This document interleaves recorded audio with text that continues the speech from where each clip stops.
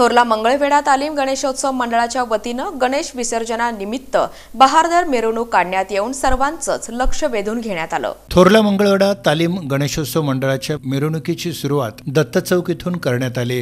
Police आयुक्त M राजकुमार यांच्या हस्ते श्रींचं पूजन करण्यात आलं। यावेळी शिवसेनेचे संपर्क प्रमुख तानाजी सावंत, पोलीस उपायुक्त विजय कबाडे, शिवसेनेचे जिल्हा प्रमुख अमोल शिंदे, काँग्रेसचे शहराध्यक्ष चेतन नरोटे, संकेत पिसे, अमोल राजे भोसले आदींची प्रमुख उपस्थिती होती। दरम्यान थोरला मंगळवेढा तालीमच्या कार्यकर्त्यांनी ढोल ताशांच्या तालावर सर्वोत्कृष्ट अशी लेझिमची प्रात्यक्षिकं सादर करून आपल्यातील वेगळेपण पुन्हा एकदा सिद्ध केलं।